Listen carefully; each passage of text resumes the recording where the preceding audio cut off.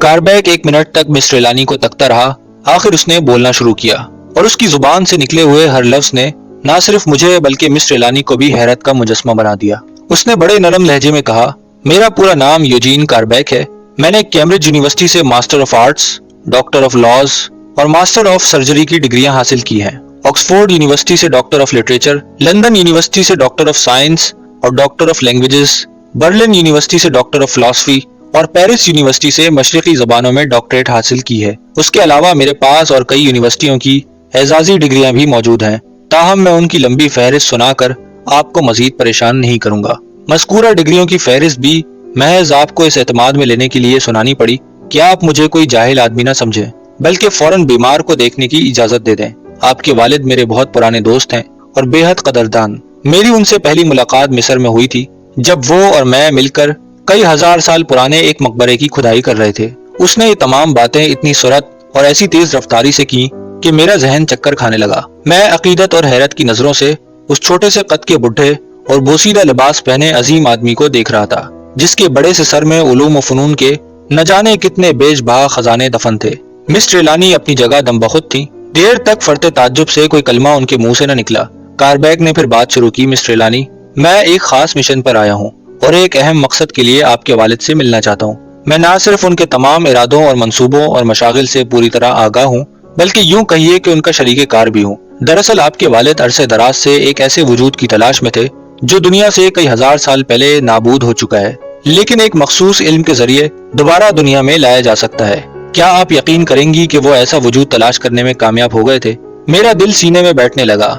Mister इलानी की शीरीं आवाज गूंजी, mister कारबैक, काश आप 2 दिन पहले आ जाते। बहरहाल आइए और खुद अपनी निगाहों से मेरे वालिद की हालत देखिए। मिस्टर कारबैक हमारी रहनुमाई से बेनियाज इस तरह मकान के मुख्तलिफ बरामदों और गैलरियों में से गुजरे जैसे वो इस मकान के चप्पे चप्पे से आगाह हों।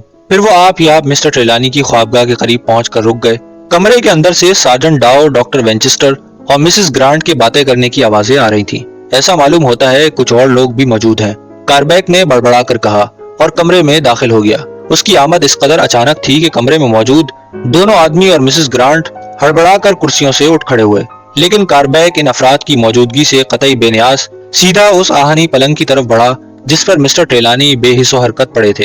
कारबैक का चेहरा हर किस्म के तासुरात से खाली नजर आया, गोया उसे वही कुछ देखने का यकीन था जो वो इस कमरे में देख रहा था। एक भयानक सन्नाटा कमरे की फजा पर तारी था। हर फर्द पलक झपकाए बगैर कारबैक को देख रहा था और खुद कारबैक की निगाहें मिस्टर ट्रेलानी पर जमी हुई थी। फिर उसके लबों पर एक पुरस्कार तबस्सुम नमूदार हुआ। वो मिस्टर ट्रेलानी की तरफ मुड़ा और ये अल्फाज कहे, अब मैं तमाम वाकया शुरू से आखिर तक मुकम्मल जुजियात के साथ आपकी जुबानी सुनने का ख्वाहिशमंद हूँ। ये कहकर वो एक खाली कुर्सी पर बैठ गया। उसकी गैर मामूली शख्सियत का असर कमरे में मौजूद सभी अफराद ने महसूस कर लिया था, इसलिए मजीद तारुफ किए बगैर मिस्टर ट्रेलानी ने कमोकास्त सारा माजरा कह सुनाया। सारी दास्तान सुनने के दौरान में उसने कोई हरकत की, न जुबान से कोई लफ्ज निकाला। मिस्टर ट्रेलानी के खामोश होते ही वो कुर्सी से उठा और एक बार फिर मिस्टर ट्रेलानी के सिरहाने जा खड़ा हुआ। इस मर्तबा झुककर उसने जख्मी हाथ का बगौर मुआयना किया, फिर कहने लगा, ख़वातीन व हज़रात, आपको मिस्टर ट्रेलानी के बारे में किसी किस्म के रंज व तरद्दुद या तशवीश की जरूरत नहीं। उन्हें इस हादसे का पहले से इल्म था और अब भी वो अपनी हिफाजत खुद कर रहे हैं। बहरहाल मैं भी इस मौके पर अपना फर्ज अदा करूंगा।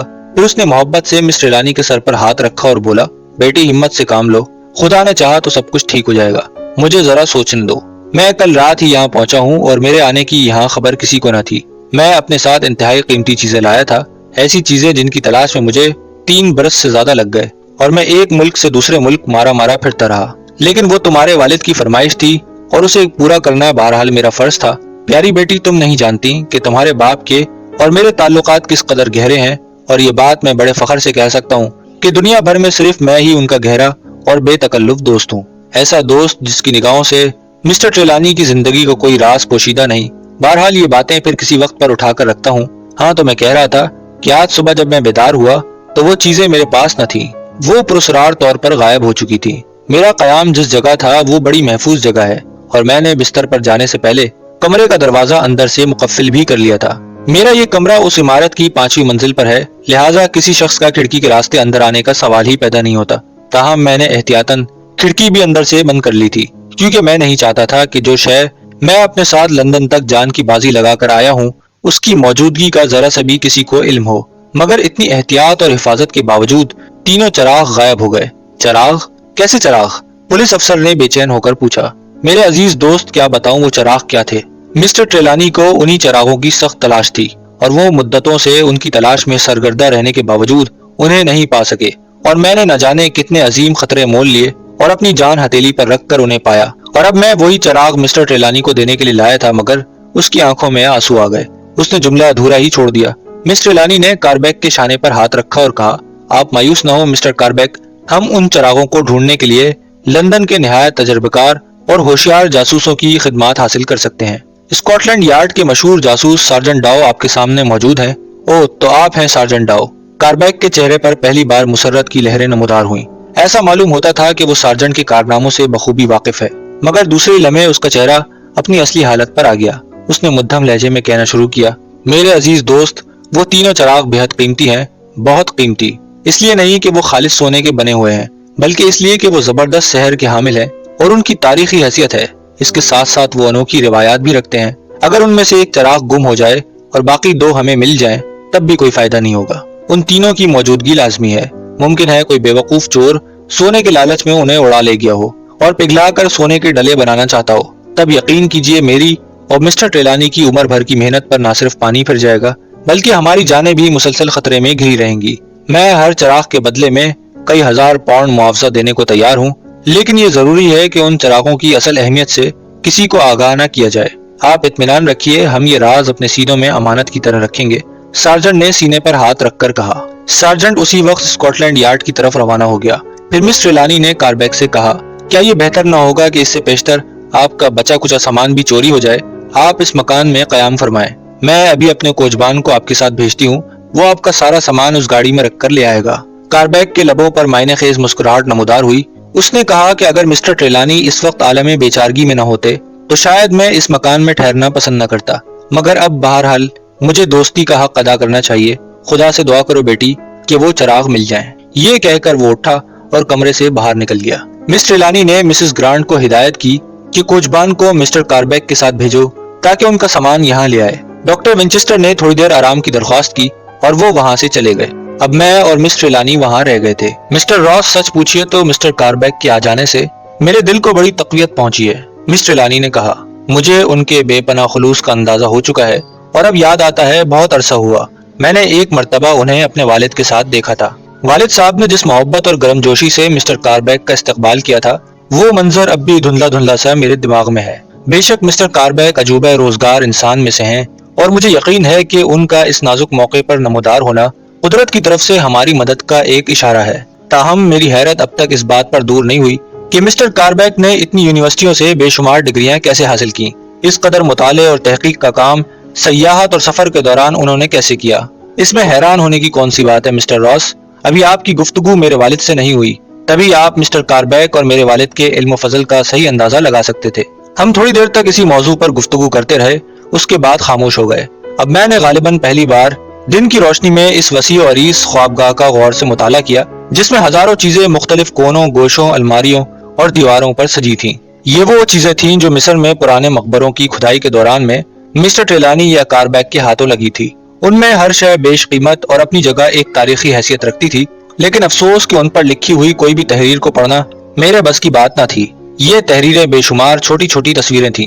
دفعتاً میری نظر مسٹر ٹریلانی کے پلنگ سے کچھ فاصلے پر رکھے ہوئے ایک تابوت پر پڑی۔ اس پر سیاہ رنگ کا ایک غلاف سا چڑھا ہوا تھا، اور بادی نظر میں یوں محسوس ہوتا تھا جیسے کوئی بہت بڑا صوفہ یا دیوان ہے۔ میں نے اس غلاف کو سرکایا تو تابوت کے آثار دکھائی دیے۔ میں نے حیرت سے دیکھا کہ خاصا بڑا تابوت تھا اور سیاہ رنگ کے کسی نادر پتھر سے بنایا گیا تھا، اور تعجب کی بات یہ تھی کہ اس کے ڈھکنے کے سوا کہیں کوئی جوڑ نہ تھا۔ تابوت پر ابھرے ہوئے بے شمار رنگین نقش و نگار چمک رہے تھے جیسے مصور انہیں بنا کر ابھی فارغ ہوا ہو۔ دلچسپ بات یہ تھی کہ تابوت کو سبز پتھر کے ایسے پایوں نے سہارا دے رکھا تھا جس پر سرخ رنگ کی باریک دھاریاں سی پڑی تھیں، بالکل انسانی جسم کی رگوں اور شریانوں جیسی لکیریں جن میں بلا شبہ تازہ خون دوڑتا ہوا نظر آتا تھا۔ بلا شبہ یہ مصور کا کمال فن تھا۔ پایوں کا نچلا حصہ جو فرش پر ٹکا ہوا تھا گیدڑ کے پنجوں سے ملتا جلتا تھا، اور ہر پائے پر سنہری رنگ کا ایک مصنوعی اژدہا لپٹا ہوا تھا۔ یہ مصنوعی اژدہا جس کا منہ خوفناک انداز میں کھلا تھا خالص سونے کا بنا ہوا تھا۔ جب میں نے اور مس ٹریلانی نے قریب سے اس تابوت کو دیکھا تو حیرت اور کسی قدر خوف کی انتہا نہ رہی۔ ان نقوش کے اندر چمکنے والی چیز رنگدار مسالہ نہ تھی، بلکہ ان میں نہایت قیمتی اور نادر ہیرے جڑے ہوئے تھے، یاقوت، زمرد، نیلم لال اور نہ جانے کس کس رنگ کے اور کس کس قسم کے موتی۔ میں نے کانپتی ہوئی آواز میں کہا، جس تابوت کی ظاہری حالت اتنی شاندار ہے، اس کے اندر رکھی ہوئی شے کی قیمت کا اندازہ کرنا واقعی دشوار ہوگا۔ خدا کا نام لے کر میں اسے کھولتا ہوں۔ کیا آپ نے کبھی دیکھا کہ اس تابوت کے اندر کیا ہے؟ دیکھا تو نہیں، البتہ والد نے ایک مرتبہ بتایا تھا کہ اس میں ایک ایسی چیز بند ہے جس کے آگے دنیا کے تمام خزانے اور نادر اشیاء ہیچ ہیں۔ یہ سن کر میں نے ضد کی کہ ایسی چیزیں تو میں ضرور دیکھوں گا، مگر والد نے سر دہا بھر کر کہا، نہیں بیٹی، ابھی اسے دیکھنے کا وقت نہیں آیا، میں تمہیں کسی روز یہ تابوت کھول کر دکھا دوں گا، بشرط یہ کہ زندہ رہا۔ یہ کلمات سن کر میں خوفزدہ ہو گئی اور پھر میں نے کبھی ضد نہ کی۔ مجھے مسٹر ٹریلانی کی وہ ہدایات یاد تھیں جو انہوں نے خط کے ذریعے اپنی بیٹی کو دی تھی۔ ان میں ایک ضروری ہدایت یہ بھی تھی کہ اس خوابگاہ سے باہر نہ کوئی شے لے جائی جائے، نہ کسی شے کی جگہ تبدیل ہو، لیکن اس بات کی ممانعت تو نہ تھی کہ ان اشیاء کو کوئی افراد دیکھ نہیں سکتا۔ چنانچہ میں نے یہی سوچ کر مسٹر ٹریلانی سے کہا، میں اس تابوت کو کھول کر دیکھنا چاہتا ہوں کہ اس میں آخر ہے کیا۔ میرا خیال تھا کہ مجھے اس کی اجازت ہرگز نہیں ملے گی، مگر مسٹر ٹریلانی نے خندہ پیشانی سے کہا، مسٹر راس، آپ اس گھر کے مالک ہیں، جو جی چاہے کیجئے، جو دیکھنا ہے دیکھیے، لیکن ان ہدایات کی روشنی میں جو میرے والد صاحب دے چکے ہیں اس کی آپ بالکل فکر نہ کیجئے۔ میں کسی شے کو نہ کمرے کے باہر لے کر جاؤں گا اور نہ اس کی جگہ تبدیل کروں گا۔ تابوت کھولنے میں کوئی دشواری پیش نہ آئی، تاہم میں نے محسوس کیا کہ میرے ہاتھ پسینے سے تر ہو گئے ہیں اور دل کی دھڑکن میں ہر لحظہ اضافہ ہو رہا ہے۔ میں اس تابوت کے اندر وہ چیز دیکھنے والا تھا جس کے آگے بقول مسٹر ٹریلانی دنیا بھر کے خزانے ہیچ اور حقیر تھے۔ سیاہ تابوت ایک جھٹکے سے کھلا اور مسٹر ٹریلانی نے ہلکی سی چیخ مار کر اپنی لمبی انگلیاں میرے بازو میں گاڑ دیں۔ میں دم بخود اپنی جگہ کھڑا تھا، لیکن کیفیت اصل میں یہ تھی کہ اگر اس وقت مجھے کوئی قتل بھی کرنا چاہتا تو میں اپنی مدافعت میں انگلی تک نہیں ہلا سکتا تھا۔ جسم کا سارا خون کھنچ کر میرے سینے میں جمع ہو گیا تھا۔ تابوت میں ایک انتہائی خوبصورت نوجوان لڑکی کی لاش ہنوط کی ہوئی رکھی تھی۔ اس کے کھلے چہرے پر اتنی چمک دمک تھی کہ آنکھ نہ ٹھہرتی تھی۔ یہ لاش سرخ اور سبز رنگ کی جھلملاتی ہوئی نہایت نرم و ریشم کی پٹیوں میں جکڑی ہوئی تھی۔ اس کے بدن کے ہر حصے پر چاروں طرف جواہرات اور سونے کے نازک زیورات کا ڈھیر لگا تھا۔ یہ کسی مصری ملکہ یا شہزادی کی لاش تھی جسے مرے ہوئے نہ جانے کتنے ہزار برس گزر چکے تھے، مگر یوں معلوم ہوتا تھا جیسے وہ ابھی ابھی اس دنیا سے رخصت ہوئی ہے۔ اس کے یاقوتی ہونٹوں پر نہایت غم انگیز تبسم کھیل رہا تھا، لیکن جس چیز نے ہمیں بے حد خوفزدہ کیا وہ اس شہزادی کا دایاں کٹا ہوا ہاتھ تھا جو اس کے سینے پر دھرا ہوا تھا۔ یہ خوبصورت ہاتھ جس کی کھال ابھی تک دودھ کی مانند سفید تھی، کلائی کے پاس سے کاٹا گیا تھا۔ اس جگہ بھورے رنگ کا ایک بڑا سا دھبا بھی نظر آیا جو یقیناً جمع ہوا خون تھا، اور ہر انگلی اتنی حسین اور نازک کہ گھنٹوں اسے دیکھتے رہیے مگر طبیعت نہ بھرے۔ البتہ ان انگلیوں کے سروں پر جو 1 انچ لمبے تراشے ہوئے نوکدار ناخن تھے، انہیں دیکھ کر بدن پر لرزہ طاری ہوتا تھا۔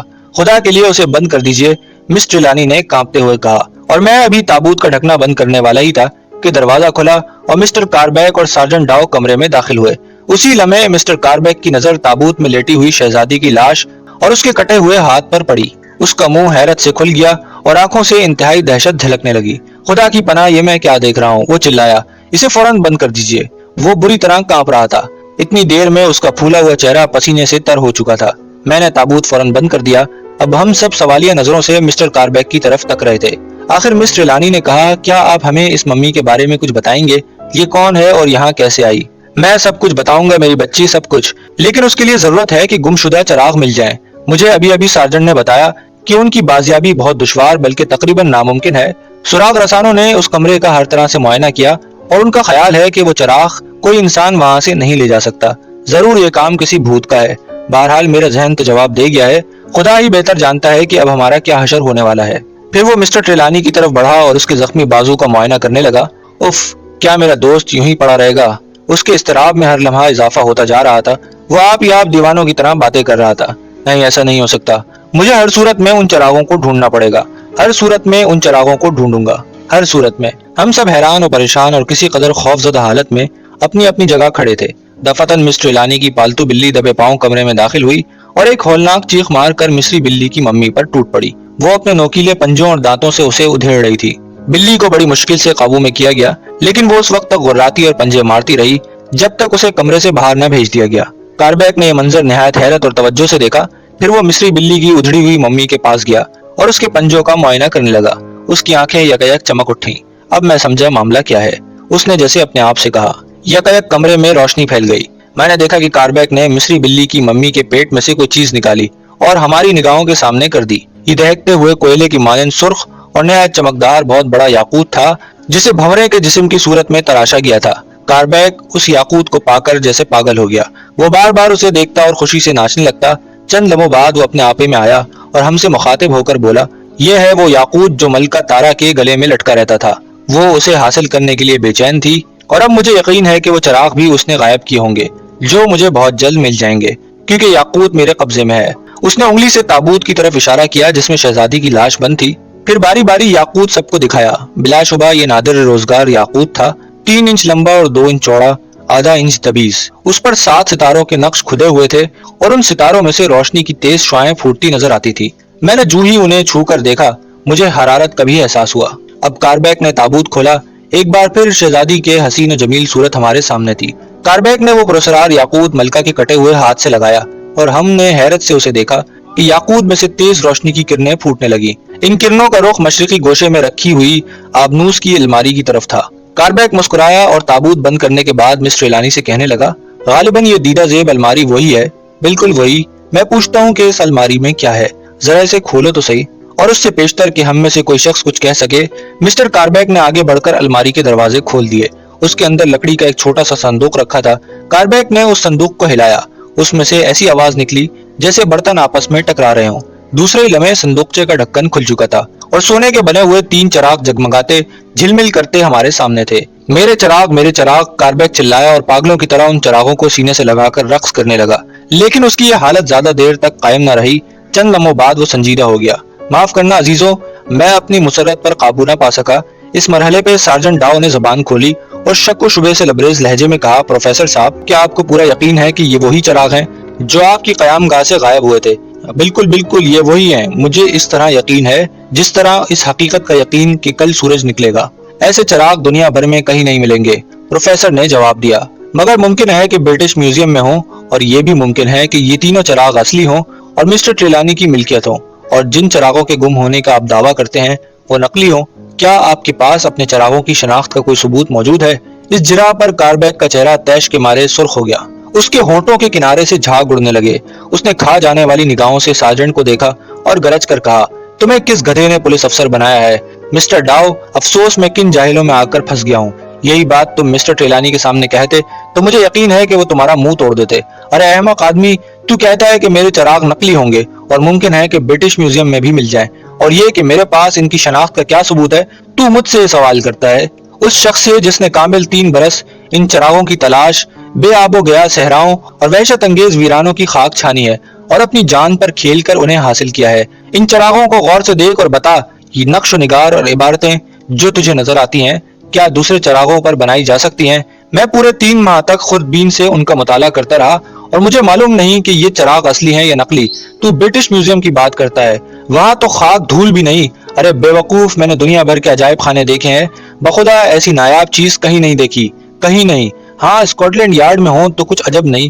آخری جملہ اس نے طنزیہ مسکراہٹ سے ادا کیا اور میں نے دیکھا کہ مارے ندامت کے بیچارے سارجنٹ کا برا حال تھا۔ اس کے بعد پروفیسر کاربیک کا علم و فضل جوش میں آیا۔ اس نے 1.5 گھنٹے تک ان چراغوں کے بارے میں تقریر کری، اس کی 5000 سالہ قدامت اور تاریخ پر ایسی تفصیل سے روشنی ڈالی کہ سبھی اس کی بے پناہ معلومات پر اش اش کرنے لگے۔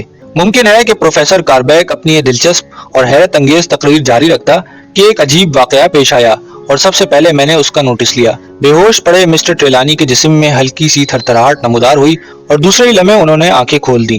پھر انتہائی حیرت کے آثار ان کے چہرے پر ابھرے اور انہوں نے کسی قدر کرخ لہجے میں کہا، آپ لوگ کون ہیں اور میرے اس پرائیویٹ کمرے میں کیا کر رہے ہیں؟ بیک وقت سبھی نے گھوم کر اس طرف دیکھا جدھر سے یہ پرسرار آواز آئی تھی۔ وہ لمحہ میں اسے الفاظ میں کس طرح بیان کروں؟ حیرت، خوف، تجسس، مسرت اور اضطراب کی بے پناہ لہریں ہم سب کو بہا کر لے گئیں۔ مس ٹریلانی کے حلق سے ہلکی سی چیخ نکلی اور وہ اپنے باپ سے لپٹ گئی۔ یہی کیفیت کاربیک کی ہوئی۔ اس کا چہرہ خوشی سے سرخ ہو گیا۔ اس نے کہا، خدا کا شکر ہے آپ ہوش میں آ گئے۔ میرے دوست کاربیک، تم بھی یہاں موجود ہو، مگر تم یہاں کب آئے؟ کیا وہ کام ہو گیا ہے جس کے لیے میں نے تمہیں بھیجا تھا؟ جی ہاں، ہو گیا ہے۔ بہت خوب، مسٹر ٹریلانی نے اطمینان سے اٹھ کر کرسی پر بیٹھتے ہوئے کہا، پھر میری اور سارجنٹ ڈاؤ کی طرف استفہامیہ انداز سے دیکھا اور بولے، آپ حضرات کی تعریف۔ تب مارگریٹ نے مختصر الفاظ میں ساری داستان کہہ سنائی۔ مسٹر ٹریلانی غور سے سنتے رہے۔ ان کا چہرہ ہر قسم کے تاثرات سے اکثر خالی تھا، جب مارگریٹ اپنا بیان ختم کر چکی تو مسٹر ٹریلانی کے لبوں پر مسکراہٹ نمایاں ہوئی. انہوں نے محبت سے میرا ہاتھ پکڑا اور کہا, میرے عزیز دوست, میں آپ کا بے حد مشکور ہوں اور یقین کیجئے کہ میں آپ سے مل کر بہت خوش ہوا ہوں. اگر آپ یہاں قیام فرمائیں تو میں کچھ باتیں آپ سے کروں گا, اور وہ باتیں یقیناً ایسی ہوں گی کہ اس معاملے کے بعض پوشیدہ پہلو آپ کی سمجھ میں آ جائیں گے, اور عین ممکن ہے کہ آگے چل کر مجھے ایک عظیم مہم سر انجام دینے میں آپ کی مدد کی ضرورت پڑے, بشرط یہ کہ آپ مجھ پر اور میری بیٹی پر مزید احسان کرنا پسند فرمائیں. جناب, میں نے صرف اپنا فرض ادا کیا ہے, آئندہ بھی دل و جان سے ہر ممکن خدمت کے لیے حاضر ہوں, میں نے جواب دیا. مسٹر ٹریلانی کے یکلخت بیدار ہو جانے سے گھر بھر میں خوشی کا ایک طوفان آ گیا, اور یوں محسوس ہونے لگا جیسے سارا معاملہ ہی ختم ہو چکا. سرجنٹ ڈاؤ اسکاٹ لینڈ یارڈ واپس چلا گیا تاکہ نئی رپورٹ پیش کر سکے. اس دوران میں مسٹر ٹریلانی نے مجھ پر خاص توجہ دی اور دیر تک باتیں کرتے رہے. آخر میں انہوں نے کہا, میں تمہارے لیے ایک عمدہ کتاب رات کے کھانے کے بعد اپنی لائبریری سے نکالوں گا. اگر تم اسے پڑھ لو تو تمام واقعات کا ایک تسلسل تمہارے سامنے آ جائے گا. اس کے بعد مزید کارروائی ہوگی. بہت خوب, میں وہ کتاب پوری دلچسپی سے پڑھوں گا, میں نے جواب دیا. اس کے بعد انہوں نے کاربیک کو اپنے کمرے خاص میں بلایا اور دروازہ بند کر دیا.